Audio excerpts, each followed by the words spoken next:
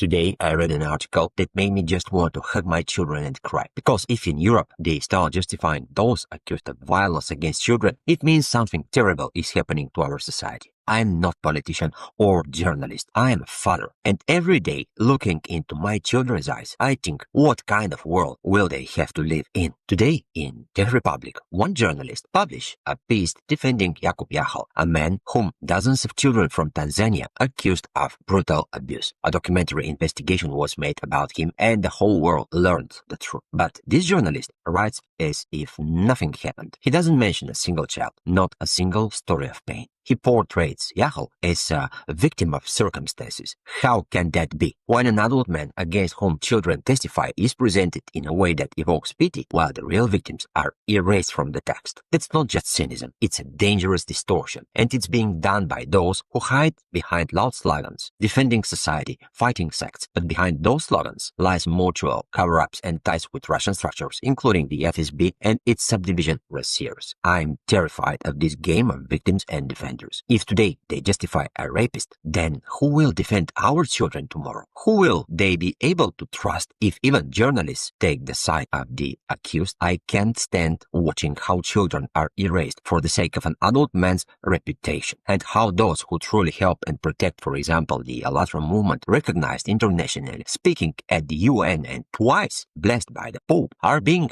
slandered and called a sect just to distract from the truth. Do you understand the danger? Such publications shape public opinion. They are not just words. They trigger a chain of reaction that affects the safety of all of us. I'm speaking now not as an activist, but as a father who fears for every child. Because if today we allow a criminal to be called a victim, then tomorrow no one of our children will be safe. There are no other people's children, because one day it could be yours. And by staying silent, we are creating a world where one day there will be no one left to stand up for your children, for our children, for all of the children.